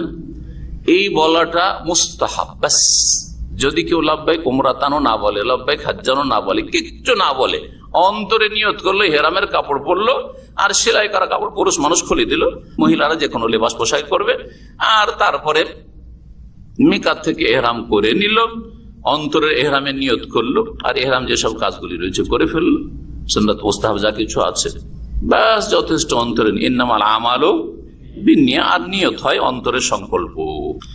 আসল হজের কাজ কখন শুরু হয়? উমরা করে মক্কায় থাকবে, যেখানে থাকার জায়গা আপনার আছে সেখানে থাকবেন। এখানকার হাজী সাহেবদেরকে কিন্তু কোনো হোটেলও দেওয়া হয় না, আর মক্কাতে থাকার ব্যবস্থা নেই ভিড় ভাড়ে হাজিদের। কি করে? হয় আপনাকে ওই খেমা আগে দেখিয়ে দিবে মেনাতে, আর তারপরে মক্কায় ছেড়ে দিবে, তোমরা উমরা টুমরা করে চলে আসি। আর না হলে আপনাকে মক্কায় ছেড়ে দিবে, মক্কার আশেপাশে কোথাও চোদাই পার্কিং এ, আরো বলবে যে উমরা করে এতটার মধ্যে চলে আসো, বাস এতটাই ছেড়ে দেবে মেনার উদ্দেশ্যে। বাসে চলে গেলেন, বাস তখন আপনাদেরকে উমরা করিয়ে নিয়ে কোথায় চলে গেল? মেনায় চলে গেল। অনেক সময় 7 তারিখেই চলে যায়। 7 তারিখে কোথায় চলে যায়? মেনায় নিয়ে চলে যায় 7 তারিখের দিনে, অথবা রাতে, কখনো কখনো 8 তারিখের সকালে, আগেও যদি চলে যায় 6 তারিখেই চলে যায়। আর মেনায় গিয়ে আপনার খেমায় রেখে দেয়, ওটাই আপনার বাসা। ওই খেমা তাঁবুই হচ্ছে আপনার বাসা। এহরাম বাঁধবেন কোত্থেকে? যেখানে আছেন সেখান থেকে এহরাম বাঁধবেন। এহরাম বেঁধে কি তওয়াফ করতে আসতে হবে নাকি? এহরাম বেঁধে তওয়াফ করতে আসতে হবে। 8 তারিখে হজের এহরাম করবেন সকালবেলা, সকালবেলা দোহা, জি, পূর্বাহ্নে, মানে জোহরের আগে আগে, যে কোন সময়, সকাল 8টা 9টা 10টা, এই সময়গুলিতে গোসল করে আপনি এহরাম করবেন যেখানে থাকবেন সেখান থেকে। তারপরে কি তওয়াফ করা লাগবে নাকি? তওয়াফ করা লাগবে না। ইন্ডিয়া, বাংলাদেশ, পাকিস্তানের অধিকাংশ হাজিরা মেনা যাওয়ার আগে তওয়াফ করে, এহরাম পরে এসে কি করে? তওয়াফ করে। এটি আর এক বেদাত। এটি হচ্ছে কি? তওয়াফ, বেদাতি তওয়াফ। তো তওয়াফের মেলা প্রকরণ যে শুরুতে বললাম, তওয়াফে রুকুন, তওয়াফে ওয়াজিব, আর তওয়াফে সুন্নাত, আবার মান্নতের তওয়াফ, নফল তওয়াফ, একটা তওয়াফ আর অ্যাড হইল, সেটা হচ্ছে বেদাতি তওয়াফ। বুঝা গেছে না? বেদাতি তাওয়াফ। অনেক হাজিরা এই অজ্ঞতায় রয়েছে যে যখন কি করছি, হজে যাচ্ছি, তো ডাইরেক্ট কি করে মেনা যাব, তওয়াফে কদুম করব। আসলে তওয়াফে কদুম বোঝে না। তওয়াফে কদুম যখন প্রথম এসে নেমেছে মক্কায়, আর প্রথম উমরা করেছে, ওইটাই হচ্ছে মক্কায় পদার্পণের তওয়াফ, সেটার নাম তওয়াফে কদুম। আর এখন রাত্রিবেলা 8 তারিখে কিন্তু নিয়ে যায় হাজিদেরকে, কি করে 7 তারিখের দিন পরে 8 তারিখের রাতেই 11টা 12টার মধ্যে এশা পর থেকে শুরু হয়ে যায়, হোটেল থেকে নামাইতে শুরু করে, বাসে উঠিয়ে নেয়। তার আগে এশা পড়ে কি করে, এহরাম বেঁধে আসে, আসার পরে এটা তওয়াফ করে, তওয়াফ করে গিয়ে বাসে বসে। এটা একটি বিদাতি তওয়াফ। হচ্ছে আপনার আত্মীয় স্বজন অনেকে হজে আসে, এই ভুলগুলি করবে, সংশোধন করবেন। মুশকিল হচ্ছে যে বিদাতি মুআল্লিমরা এইসব ভুল শিখায়, যে আপনি যখন হজে যাচ্ছেন তো তওয়াফটা করে আসেন, তওয়াফে কদুম করে আসেন, নাম দেয় বলে। 8 তারিখের কাজ, 8 তারিখে কোন দিন বলা হয়, নামটা জানেন? ইয়াউমুত তারবিয়া। এই দিনে এহরাম করবেন, এহরামের কাপড় পরবেন, আর তারপরে এহরামের জন্য যেসব কাজ রয়েছে, যদি দেখেন যে আমার নখ বড় হয়ে আছে, পশম বড় হয়ে আছে, মজ বড় হয়ে আছে, তাহলে সেগুলো পরিষ্কার করবেন। আর যদি নর্মালি থাকে তো কোনো অসুবিধা, এসব করার কোনো প্রয়োজন নেই। এহরাম বাঁধবেন যেখানে থাকবেন সেখান থেকে। এখন লাব্বাইক পড়বেন, লাব্বাইক অন্তরে নিয়ত করে কি করবেন, লাব্বাইক পড়বেন। লাব্বাইক কি বলবেন? লাব্বাইক হাজ্জান, কারণ এখন হজ শুরু হচ্ছে, এখন হজ শুরু হচ্ছে, লাব্বাইক হাজ্জান। তাহলে আপনারা যখন হজ শুরু করবেন 8 তারিখে লাব্বাইক হাজ্জান বলবেন, এটি হচ্ছে সুন্নাত। যদি আপনার আশঙ্কা থাকে যে শরীরটা ভালো নেই, অথবা কোন শত্রুর ভয় আছে কোনো জামানায়, অথবা আমার আইনগত সমস্যা আছে, আমার কাছে পারমিশন নেই, ঢুকলাম কি জানি হজ পুরা করতে পারি কি, ধরা খেয়ে যায়, এটা তো হইতে পারে আজকালকার জামানায়, ঠিক না? তাহলে একটি শর্তের বাক্য আছে, এই শর্তের বাক্যটি যদি বলে দেন তাহলে আর আপনার ওপর কোনো কিছু দমটম লাগবে না। আল্লাহুম্মা ইন হাবাসানি হাবেসুন ফামাহিল্লি হাইসু হাবাসতানি, হে আল্লাহ, কোনো বাধা যদি আমার সামনে চলে আসে, বাধাগ্রস্ত হয়ে যায়, তাহলে যেখানে বাধাগ্রস্ত হব সেখানে কিন্তু আমি হালাল হয়ে যাব, বলতে পারেন। মিকাত থেকে যাচ্ছেন আর নেই তাসরি, আর এরকম কাজ করবেন না। আজকাল এত কড়াকড়ি শুরু হয়েছে, ব্যাস ফিঙ্গারপ্রিন্ট নিয়ে নিয়ে একেবারে আরি কামাই, ঋণ হচ্ছে না, 3 বছর ঢুকতেও দিচ্ছে না। আমার বহু পরিচিত দিনী ভাইরা যারা আমাদের আলোচনা অনুসরণ করে এবং শোনে, তাদের বহু লোকে এরকম এক্সিট লেগে গেছে, একামা হয়নি। বেশি বেশি তালবিয়া পাঠ করবেন, উচ্চ স্বরে তালবিয়া পাঠ করবেন। বিশেষ করে অবস্থার যখন পরিবর্তন হচ্ছে সেই সময়গুলিতে, নিচু জায়গা থেকে উঁচু জায়গায় উঠছেন, উঁচু জায়গা থেকে নিচে নামছেন, অথবা ফরজ সালাতের পরে ইত্যাদি বিভিন্ন সময়গুলিতে বেশি বেশি পড়বেন, আর যথাসাধ্য বেশি বেশি তালবিয়া পড়ায় হচ্ছে উত্তম। বেশি কিছু কাজ নেই। 8 তারিখের কাজ হচ্ছে 5 ওয়াক্ত সালাত আপন আপন সময়ে পড়া কসর করে।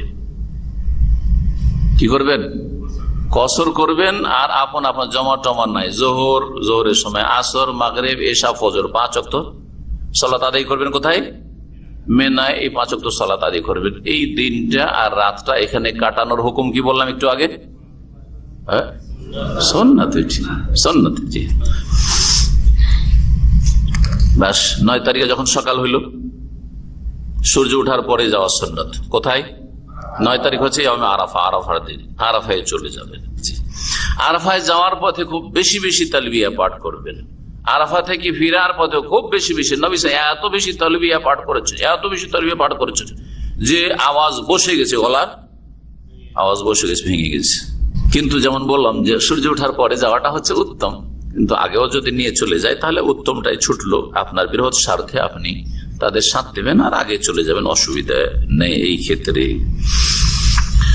নবী করিম সাল্লাল্লাহু আলাইহি সাল্লাম দুপুর হওয়া পর্যন্ত, জোহর হওয়া পর্যন্ত আরাফার বাইরে নামেরা নামক স্থানে, যেখানে মসজিদটি আছে, এটাকে মসজিদ নামেরা বলা হয়, ওখানে অবস্থান করেছেন। এই মসজিদের একটা বড় অংশ আরাফার বাইরে আছে, অনেকে এটা জানেন না। আর কিছুটা অংশ কিসে আছে? আরাফার ভিতরে আছে। সুতরাং যদি কেউ সারাদিন এই আরাফার এই মসজিদে নামারাই কাটায়, তাহলে জোহর পর্যন্ত যেখানে ইচ্ছা সেখানে নামাজটা পড়ে নেন, অসুবিধা নেই, জোহর আসর। কিন্তু জোহর আসর পড়ার পরে কনফার্ম হবেন যে আমি মসজিদের ভিতরে যেই জায়গায় বসেছি, এই জায়গাটা কি আরাফার ভিতরে না বাইরে। বাইরে যদি বসে যান অথচ মসজিদে বসে যায়, তাহলে আপনি আরাফায় যেন ঢুকলেন না, সতর্ক সাবধান। এই মসজিদের কিছু অংশ আরাফার ভিতরে, কিছু অংশ আরাফার বাইরে রয়েছে, যেটা অনেকে জানে না। মসজিদে যাওয়ার চেষ্টা করবেন না, যদিও মসজিদে সালাত আদায় করলে ভালো, খুতবাটা শুনলেন, খুতবা বুঝলে আরো ভালো, কিন্তু এগুলো করতে গিয়ে কি যে বিপদে পড়বেন, নড়তে চড়তে পারবেন না, জান নিয়ে টানাটানি লেগে যাবে। সুতরাং এসব কাজ করবেন না। যেমন মসজিদে যাওয়ার চেষ্টা করবো অথচ মসজিদে যাওয়া ভালো। এইরকমই জাবালুর রাহমা বলে যেই পাহাড়টি প্রসিদ্ধ, সেই পাহাড়ের কাছে যাওয়ার চেষ্টা করবেন না। সেই পাহাড়ের ওপরে চড়া হচ্ছে বিদাত। যে বেদাত করতে মানুষ অধিকাংশ হাজিরে যাওয়ার চেষ্টা করে ভারত উপমহাদেশে, পাহাড়ে চড়া কি বেদাত। যদি মনে করে পাহাড়ে চড়া স্বভাবের কাজ বা এমনি যাচ্ছে ওখানে স্বভাব করতে, তাহলে বেদাতি কাজে যাচ্ছে। এই পাহাড়ের নিচে রাসূলুল্লাহ সাল্লাল্লাহু আলাইহি ওয়াসাল্লাম নিজের উট বাহন বসিয়েছিলেন এবং সেখানে অবস্থান করেছিলেন। জায়গার দিক থেকে এই জায়গায় রাসূলুল্লাহ সাল্লাল্লাহু আলাইহি ওয়াসাল্লাম অবস্থান করেছিলেন, কিন্তু সবার কি ওই জায়গাটুকুতে অবস্থান করা সম্ভব? আজ নবী সাল্লাল্লাহু আলাইহি ওয়াসাল্লামের ওই বছরেও সম্ভব ছিল না, যার ফলে তিনি ওই বছরেও সাহাবায়ে কিরামদেরকে বলেছেন, যাদের লক্ষাধিক সংখ্যা ছিল, 1,14,000, একটি রওয়ায়াতে 24,000 হাজী সাহেব নবী সাল্লাল্লাহু আলাইহি ওয়াসাল্লামের ছিলেন। জি, নর এবং নারী, সাহাবায়ে কিরাম, সাহাবিয়াত, তারা সবাই সাহাবিয়াত, কারণ সবাই আগে না দেখা হইলেও শুনেছেন, মুসলিম হইলেও নবী সাল্লাল্লাহু আলাইহি ওয়াসাল্লামকে আরাফার ময়দানে দেখে নিয়েছেন হজের সাথে। সুতরাং সবাই সাহাবিয়াত, ঠিক কিনা? জি। তাদেরকে বলেছে ওয়াকাফতু হা হুনা, আমি এখানে অবস্থান করলাম, এই পাহাড়ের নিচেখানে, ওপরে উঠেননি নবী সাল্লাল্লাহু আলাইহি ওয়াসাল্লাম। সুতরাং ওপরে উঠার নবী সাল্লাল্লাহু আলাইহি ওয়াসাল্লাম সুন্নত না, নবী সাল্লাল্লাহু আলাইহি ওয়াসাল্লাম করেন, নিচেই অবস্থান করেছেন। ওয়া আরাফাতু কুল্লুহা মাওকিফুন, তবে আরাফার পুরো মাঠটাই হচ্ছে অবস্থানের জায়গা। মাওকিফ অবস্থানের জায়গা, যে কোনো জায়গায় তোমরা অবস্থান করো। এখানে জোহর আসরের সালাত আদায় করবেন। জোহরের সময়ে জামা তাকদিম মানে অগ্রিম জমা করবেন, কসর করে, জামা এবং কাসর, 4 রাকাত নামাজ 2 রাকাত পড়বেন, আর কি করবেন? জমা করবেন, সকলে জমা করবেন। যারা মসজিদে পড়বেন ইমামের মুক্তাদি হয়ে, তারাও জমা আর কসর করবেন, আর যারা নিজ নিজ জায়গায় তাঁবুতে আছেন তারাও জমা এবং কসর করবেন। যারা দীর্ঘদিন থেকে মক্কায় আছেন তারাও জমা করবেন, যারা এখনই গেছেন তারাও জমা করবেন। এই দুটি মাসআলাতে হানাফি আলেম সমাজ সুন্নতের খেলাফ কাজ করে। ওরা বলে মসজিদে সালাত আদায় করলে জমা চলবে, কথা বোঝা গেছে, এক ভুল ফতোয়া। আর বাইরে কোথাও চলবে না। যদি আপনি নিজের জামাতে করেন, নিজের খেমাত তাঁবুতে, তাহলে নাকি জমা চলবে না। আর একটা হচ্ছে যে কসর চলবে না, যেহেতু আমাদের 15 দিনের মযহাব আছে, আর 15 দিনের আগে থেকে এসে বসে আছে এখানে আমরা মক্কায়, আর এক ভুল ফতোয়া। নবী করিম সাল্লাল্লাহু আলাইহি ওয়াসাল্লাম সাহাবীরা সবাই কি এরকমই ছিলেন যে সেই দিনই পৌঁছেছেন নাকি, না উটের পিঠে চড়ে অনেক আগেও অনেকে এসেছেন?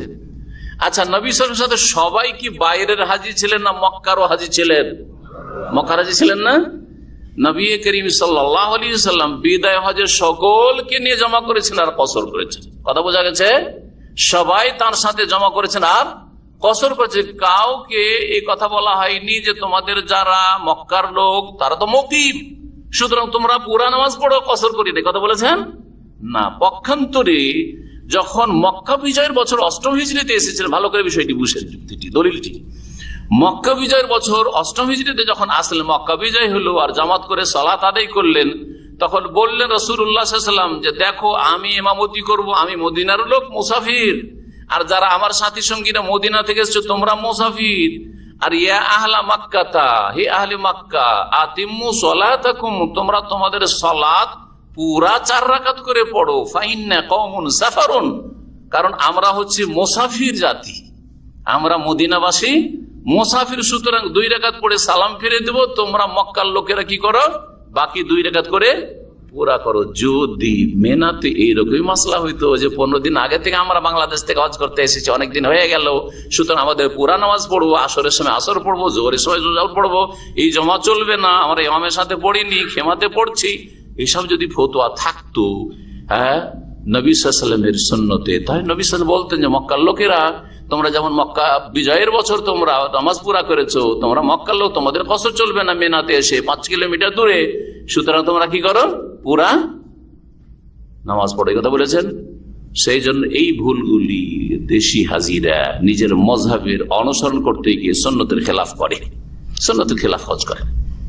জোহর আসর পড়ার পরে এই লম্বা সময় ধরে দোয়া করবেন, দোয়াটা হচ্ছে আসর, জিকির আজকার করবেন, কোরআন তেলাওয়াত করবেন, একরকম ইবাদত সম্ভব হবে না এত লং টাইম, বড় দিন, সুতরাং এই বিভিন্ন রকম ইবাদত বন্দী করবেন, ঘোরাঘুরি না করে আর না ঘুমিয়ে, একেবারে ক্লান্ত হয়ে যান, কিছুক্ষণ ঘুমাইলেন সমস্যা নেই, জায়েজ।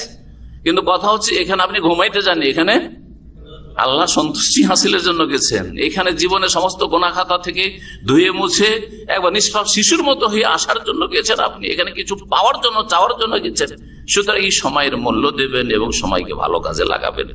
আসল হচ্ছে এখানে দোয়া, আর সবচেয়ে উত্তম দোয়া হচ্ছে আরাফার দিনের দোয়া, আর সবচেয়ে উত্তম দোয়া যা নবী করিম সাল্লাল্লাহু আলাইহি ওয়াসাল্লাম এবং সমস্ত আম্বিয়া রাসূলগণ বলেছেন, যেমন নবী সাল্লাল্লাহু আলাইহি ওয়াসাল্লামের হাদিস রয়েছে, খায়রুদ দুআ দুআ ইয়াউমে আরাফা, সবচেয়ে উৎকৃষ্ট উত্তম দোয়া হচ্ছে আরাফার দিনের দোয়া। ওয়া খায়রু মা কুলতু আনা ওয়ান নাবিয়ুনা মিন ক্বাবলি, আমি এবং সমস্ত নবীরা আমার পূর্বে যেই দোয়াটি সবচেয়ে উত্তম দোয়া বলেছেন, উৎকৃষ্ট দোয়া বলে, সেটা হচ্ছে লা ইলাহা ইল্লাল্লাহু ওয়াহদাহু লা শারীকা লাহু লাহুল মুলকু ওয়া লাহুল হামদু ওয়া হুয়া আলা কুল্লি শাইইন কাদির। এই দোয়া তো আল্লাহর গুণগানমূলক দোয়া, সবচেয়ে উত্তম দোয়া হচ্ছে আল্লাহর গুণগানমূলক দোয়া, যাতে আপনি নিজের জন্য চাইলেন না, আল্লাহর শুধু গুণগানই করলেন, কিন্তু আপনারও প্রয়োজন রয়েছে, সুতরাং যাচ্ছামূলক দোয়া করে। দোয়া হচ্ছে 2 ভাগে বিভক্ত, দোয়া হচ্ছে 2 রকমের, দোয়ায়ে ইবাদা আর দোয়ায়ে মাসআলা। একটা হচ্ছে গুণগানমূলক ইবাদত বন্দেগীর দোয়া, আর একটা হচ্ছে যাচ্ছামূলক চাওয়ার দোয়া। ইয়াকা নাবুদু এটা হচ্ছে ইবাদতমূলক দোয়া, আর ওয়াইয়াকা নাস্তাইন এটা যাচ্ছামূলক দোয়া। কি বুঝলেন? একটি আয়াতে 2 রকম দোয়া ভাগ করা হয়েছে। ইয়াকা নাবুদু, আল্লাহ শুধু তোমার ইবাদত করছি, তোমার ইবাদত করছি, আল্লাহ তোমার ছাড়া কারো ইবাদত করি না, এটা ইবাদত না, এটা দোয়া না, দোয়াই। কিন্তু তারপরে আলহামদুলিল্লাহ রাব্বিল আলামিন প্রশংসা, এইটাও দোয়া। সূরা ফাতিহা সূরাতুদ দোয়া, কিন্তু আর রহমানির রহিম মালিক ইয়াউমিদ্দিন দোয়া, কিন্তু এই 3.5 আয়াতে রয়েছে কি গুণগানমূলক দোয়া, কি দোয়া ও সানা, দোয়া ও ইবাদা। আর ওয়াইয়াকা নাস্তাইন অর্ধেক আয়াত, ইহদিনাস সিরাতাল মুস্তাকিম সিরাতাল লাযিনা আন'আমতা আলাইহিম গায়রিল মাগদুবি আলাইহিম ওয়ালাদ-দাল্লিন, এটা হচ্ছে দোয়ায়ে মাসআলা বা সওয়াল, চাওয়ার দোয়া। আল্লাহর কাছে সাহায্য চাইলেন, সরল পথের হেদায়েত চাইলেন, ইহদিনা, তার ফলে আল্লাহ গজব প্রাপ্ত আর গোমরাহ পথভ্রষ্টদের রাস্তায়, ইহুদি খ্রিস্টানদের রাস্তায় চালাইও না, জি দোয়া করলেন। যাচ্ছামূলক দোয়া, দুনিয়া আখিরাতের সার্বিক কল্যাণ চাইবেন, কোনো অসুবিধা নেই। 9 তারিখের কাজ যখন শুরু হয়ে গেল বা শেষ হয়ে গেল, সূর্য ডুবা পর্যন্ত আপনি সেখানে ইবাদতবন্দি করতে থাকেন। জিকির আজকার দোয়া করতে থাকেন, কখনো হাত উঠিয়ে দোয়া করেন, কখনো এমনি কোনো গানমূলক তসবিহ তাহলিল জিকির আজকার করতে থাকেন। গণনা করা জরুরি নয় যে আমি কতবার কালেমা তাওহীদ পড়লাম, লা ইলাহা ইল্লাল্লাহু ওয়াহদাহু লা শারীকা লাহু লাহুল মুলকু ওয়া লাহুল হামদু ওয়া লা কুল্লি শাইইন কতবার পড়লাম জরুরি না। মালায়েকা আছে গণনার জন্য। জি, কমপক্ষে 100 বার তো পড়েন, কারণ 100 বারের একটা হাদিস হয়েছে ফজিলতের। আর যদি বেশি পড়েন আর গণনা দরকার নাই যে কত হাজার পড়লাম, কত শত হইলো, দরকার নেই, পড়তে থাকেন আপনি। এছাড়া যে কোনো দোয়া, আর মাঝে মাঝে তালবিয়া, এখনো কিন্তু তালবিয়া চলবে, তালবিয়া চলবে, এখন তালবিয়ারও ইবাদত রয়েছে। সূর্য যখন ডুবে গেল তখন ওখান থেকে বেরিয়ে পড়বেন, আসবেন মুজদালিফা। এই 10 তারিখে রাতের কাজ হচ্ছে মুজদালিফায় এসে প্রথম আসল তো হচ্ছে রাত্রি যাপনের উদ্দেশ্যে এসে যেটা ওয়াজিব, আর এখানে এসে কি করবেন, মাগরিব এশা জমা করবেন। যদি দেখেন যে এশার টাইম রাস্তাতে পার হয়ে যাচ্ছে না, তাহলে আপনি এখানে এসে পড়বেন। কিন্তু যদি দেখা যায় যে রাতে 11টা হয়ে গেল, এখন আমি মুজদালিফায় ঢুকতে পারছি না, রাস্তাতে সালাত পড়ে নেন। বাস থেকে নামতে পারলে বাস থেকে নেমে, না হলে বাসে বসে বসে পড়েন, কারণ নামাজ ওয়াক্ত পার করা জায়েজ নয়, গুনহার কাজ। যেখানেই থাকুন না কেন গুনহার কাজ ওয়াক্ত পার করা। আর মোটামুটি রাত 10:30 11টা হইলে অর্ধেক রাত হয়ে যায়, সুতরাং কি হয়ে যায়, এশার ওয়াক্ত পার হয়ে যায় সঠিক মতে। এখানে এসে জামাত তাখির করবেন, মানে এশার টাইমে মাগরিব পড়েন, মাগরিব 3 আর এশা হচ্ছে 2 রাকাত পড়বেন। বেতর পড়বেন কি পড়বেন না এই নিয়ে ইখতিলাফ দ্বিমত রয়েছে। একদল বলছেন না, বেতরটা নবী সাল্লাল্লাহু আলাইহি ওয়াসাল্লাম আম হাদিস আছে যে কখনো ছাড়তেন না, সফরে আর বাড়িতে কখনো ছাড়তেন না, এর আওতাভুক্ত এটাও, সুতরাং আমরা পড়ব।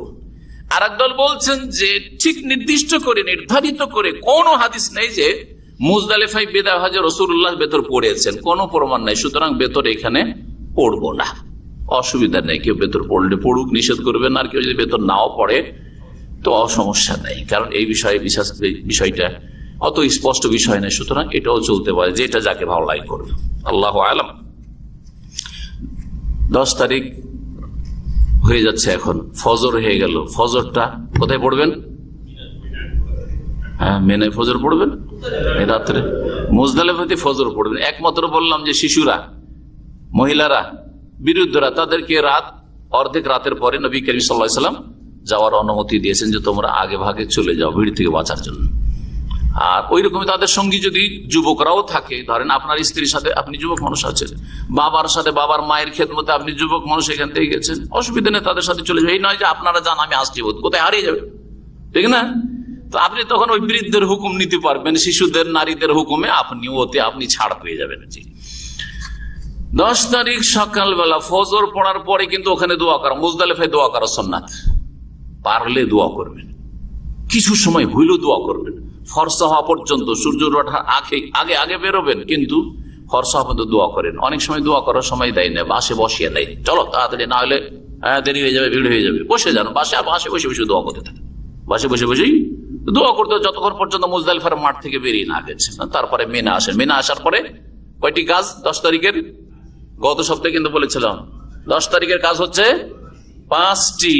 1 নম্বর বড় জামরা, যেটা 1, 2 ছেড়ে দিয়ে যেটা মক্কার দিকে, সেটা, এটার নাম জামরায়ে আকাবা, এটার নাম জামরায়ে কুবরা।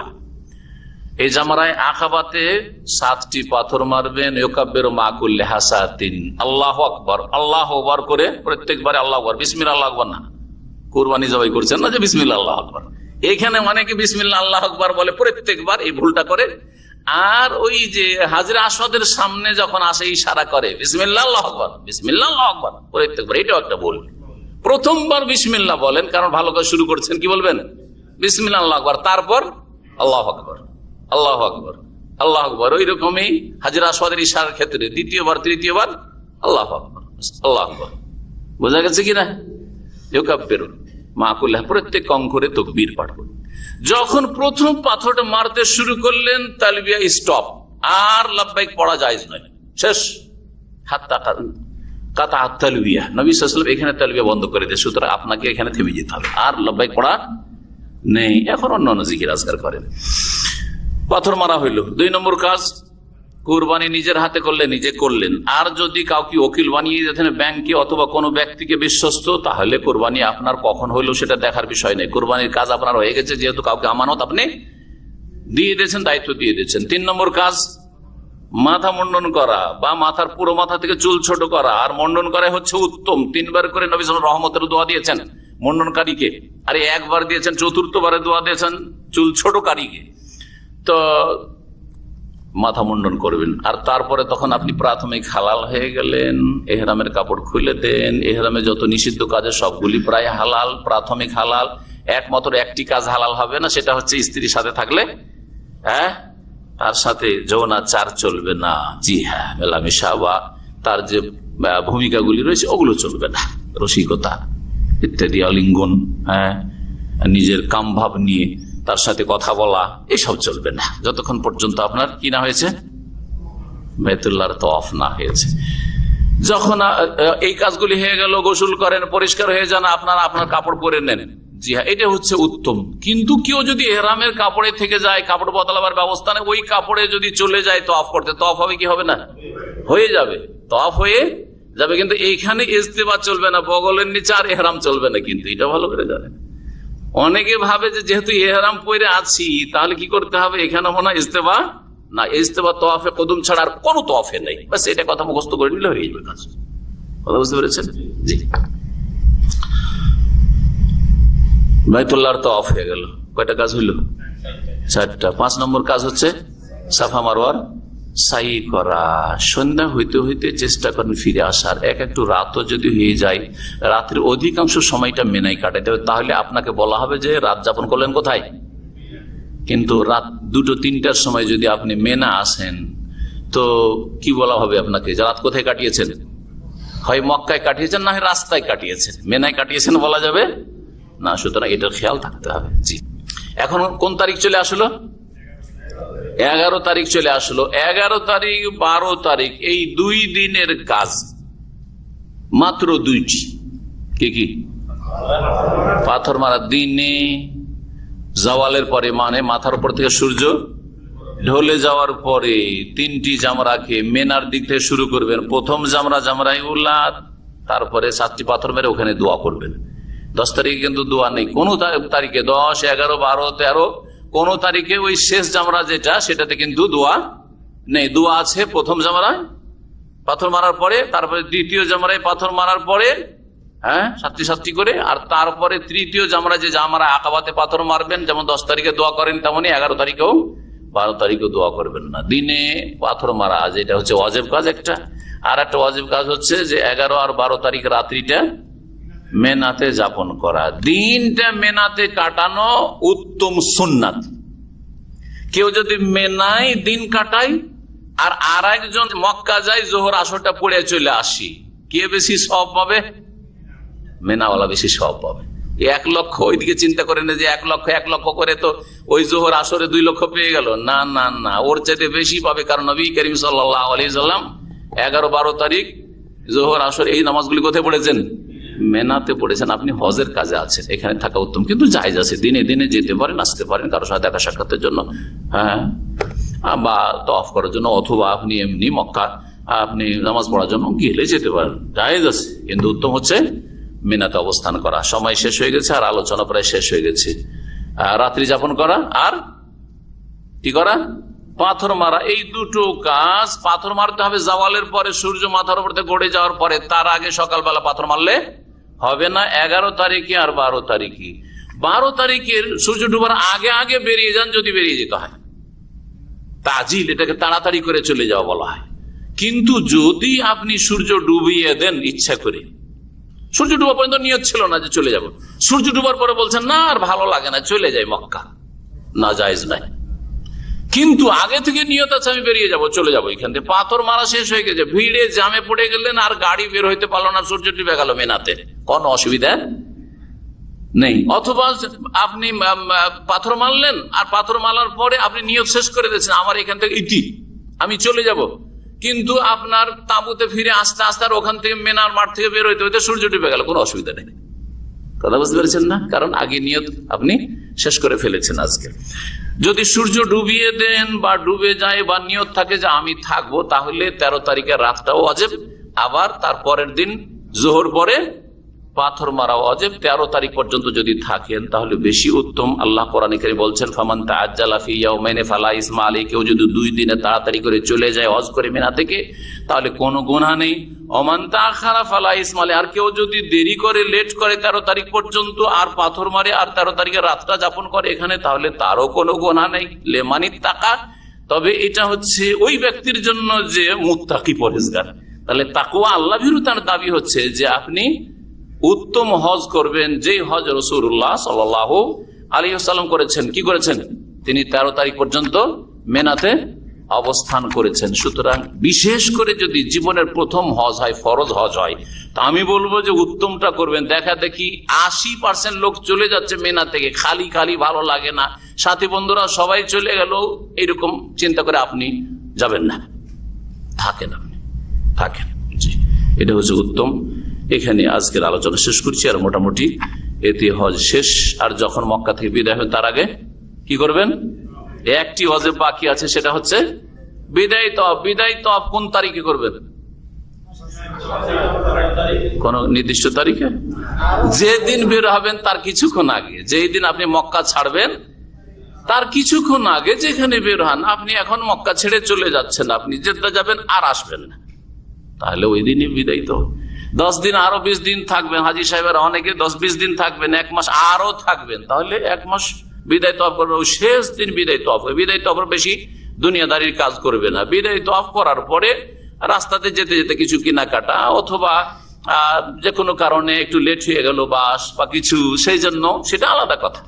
কিন্তু যদি দেখা যায় আরো 1-2 দিন আবার লেট হয়ে গেল, তাহলে তখন আবার বিদায় তওয়াফ করবে। বিদায় তওয়াফটা শেষখানে, হাত্তা ইয়াকুনা আখিরু আহদিহিম বিল বাইতি, নবী করিম সাল্লাল্লাহু আলাইহি ওয়াসাল্লাম শেষ সাক্ষাৎ যেন বাইতুল্লাহর সাথে তওয়াফে বিদার মাধ্যমে হয়। ওয়া সাল্লাল্লাহু আলা মুহাম্মদ ওয়া আলা আলিহি ওয়া সাহবিহি আজমাইন। সুবহানাকাল্লাহুম্মা ওয়া বিহামদিকা আশহাদু আল্লা ইলাহা ইল্লা আনতা আস্তাগফিরুকা ওয়া আতুবু ইলাইক। জাযাকুমুল্লাহু খাইরান।